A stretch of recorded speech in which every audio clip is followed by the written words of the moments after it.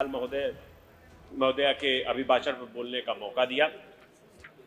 माननीय अधिष्ठाता महोदय, मैं जिस विधानसभा क्षेत्र मऊ से चुनकर आता हूं, ये एक बुनकर बहुल और किसान बहुल क्षेत्र है और यहाँ पे मैं अपने सभी साथी विधायकों को मैंने सुना जिन्होंने बताया कि हमारी सरकार ने ये कर दिया, वो कर दिया, बहुत सारी बातें, मगर उसमें मैं अपनी बातों को भी रखना चाहता हूँ क्योंकि हमारा मऊ एक ऐसा क्षेत्र है जहाँ आज भी एक छोटा जनपद होने के कारण पूर्वांचल का एक हिस्सा है और पूर्वांचल में मऊ एक छोटा जनपद है जहां का सदर हॉस्पिटल, मऊ सदर हॉस्पिटल जो है वो मात्र 70 बेड का हॉस्पिटल है, जहां प्रतिदिन पिछले 6 महीने का अगर आंकड़ा उठाकर देखा जाए तो 200 से ज्यादा पेशेंट वहां पर हमेशा रहते हैं।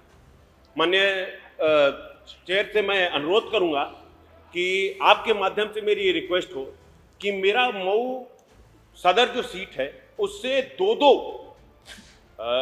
राष्ट्रीय मार्ग गुजरते हैं। एक तो हमारा ये एक्सप्रेसवे गुजरता है, पूर्वांचल एक्सप्रेसवे, दूसरा गोरखपुर से बनारस वाला जो मार्ग है वो गुजरता है, मगर उसके बाद भी हमारी विधानसभा क्षेत्र में कोई भी ट्रॉमा सेंटर नहीं है, जिससे अगर कोई घटना घट जाती है तो पेशेंट को मिनिमम, जो कि हमारे क्षेत्र से 100 किलोमीटर की दूरी पर जो भी अच्छा बेहतर हॉस्पिटल है वहां या लखनऊ आना पड़ता है और रास्ते में उनकी मृत्यु हो जाती है और जो कि एक अपूर्व घटना होती है जिसकी कोई भी पूर्ति नहीं की जा सकती। मैं आपके माध्यम से अनुरोध करूंगा कि अध्यक्ष जी, मेरी विधानसभा बुनकर बहुल क्षेत्र है और बुनकर लोग बड़ी बड़ी मशीनों से काम करते हैं।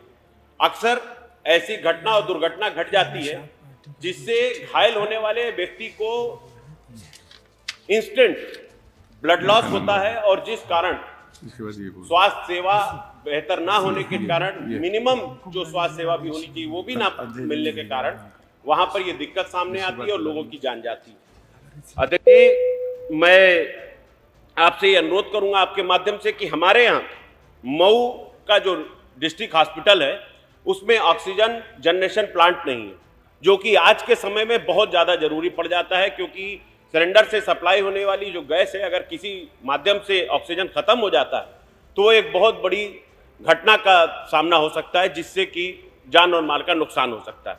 अध्यक्ष जी, मेरे यहाँ एक सबसे बड़ी परेशानी ये है कि जो सदर हॉस्पिटल है उसकी अच्छा ना होने की वजह से और वहाँ कोई भी स्पेशलिस्ट डॉक्टर ना होने की वजह से जो प्राइवेटाइजेशन हो रहा है, और वैसे भी इस सरकार में प्राइवेटाइजेशन को काफी बढ़ावा दिया जाता है, तो हमारे मऊ में जो प्राइवेट हॉस्पिटल्स है उनकी एक मोनोपोली चल रही है, जो अपने मनमाने रेट पर लोगों को हॉस्पिटल में भर्ती करते हैं और उनसे मनमाना रेट वसूलते हैं और ठीक से इलाज तक नहीं मौजूद हो पाता। तो माननीय अध्यक्ष जी, मैं आपसे यह अनुरोध करूंगा कि मेरे इस प्रस्ताव को भी भरा जाए, रखा जाए उसमें, और हमारे यहाँ मऊ के जो हॉस्पिटल है उसमें इन सुविधाओं को भी ऐड किया जाए। अध्यक्ष जी, मैं एक बड़ी महत्वपूर्ण बीमारी है जो हमारे मऊ में लोगों को बहुत परेशान कर रही है, थैलीसीमिया नामक एक बीमारी है। इस बीमारी में हड्डी के अंदर जो बोन मैरो होता है उसमें खराबी आ जाने के कारण व्यक्ति बहुत ज्यादा परेशान हो जाता है, दर्द से जूझता है। पीड़ित को हर 15 दिन में पीआरवीसी ब्लड की आवश्यकता पड़ती है। इस रोग के उपचार में और भी सुविधाओं की आवश्यकता पड़ती है। सुविधा ना होने के कारण मरीजों की मौत हो रही है तथा उनके परिजन आर्थिक रूप से टूटते जा रहे हैं। मान्यवर, आपसे अनुरोध करता हूं कि इस बीमारी की गंभीरता को देखते हुए डिस्ट्रिक्ट हॉस्पिटल मऊ में इस रोग के 2 स्पेशलिस्ट कंपोनेंट ब्लड बैंक जांच एवं दवाइयां उपलब्ध कराने की कृपा करें। मान्यवर, मेरे यहां सबसे बड़ी परेशानी नगर पालिका क्षेत्र, हमारे यहां से ही नगर विकास मंत्री भी आते हैं, मगर जो भी कारणवश हो मैं अपनी परेशानी आपके सामने अपने मऊ की रखता हूं कि मेरे नगर पालिका क्षेत्र में 25% आबादी जो कि एक गंदे पानी के नाले के खुले होने की वजह से परेशान है। ये 500 मीटर लंबा नाला करीब 27 फीट चौड़ा है मानव, और 27 फीट चौड़ा नाला जब भी बारिश का मौसम आता है, खुला हुआ नाला, उसमें पानी भर जाता है। पानी भरने के कारण तरह तरह की बीमारियां पैदा होती हैं।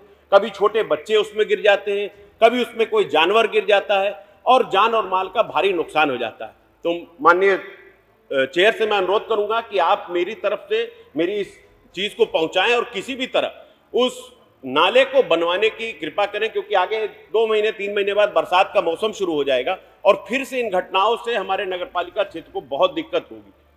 मगर मेरी विधानसभा क्षेत्र से होकर गुजरने वाले वाराणसी गोरखपुर हाईवे में, जिस पर district hospital, collectorate, police line, SP office, तहसील, विकास भवन, आरटीओ ऑफिस तथा कई स्कूल, कॉलेज और प्राइवेट हॉस्पिटल हैं, वो रास्ता बिल्कुल क्षतिग्रस्त हो चुका है, मगर उस पर कोई काम नहीं हो रहा है। मैं आपसे अनुरोध करूंगा कि उस रास्ते को काम करने के साथ साथ, उसको बेहतर बनाने के साथ साथ उसको 4 लेन में करने की कृपा किया जाए, ताकि ट्रैफिक जाम से और जो परेशानी हो रही है उससे भी लोगों को आराम मिल सके।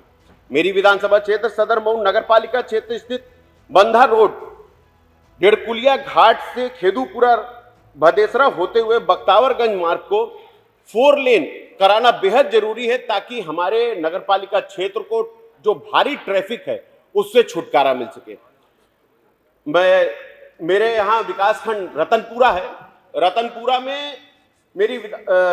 में विकासखंड ग्राम ठेचा है।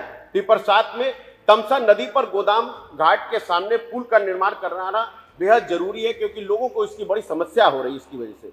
और देखिए, मेरी विधानसभा क्षेत्र में ग्राम गाढ़ा में योगपुर हॉस्पिटल की पुरानी चारदीवारी टूट गई है, जिसकी वजह से आवारा पशु उसके अंदर आ जाते हैं और बड़ी परेशानी होती है। माननीय सदस्य जी, समय देखें। मात्र 30 सेकंड दूंगा सर। आप लिख के दे दीजिए, ये आ जाएगा। मुझे सर 4 साल में पहली बार बोलने का मौका मिला है।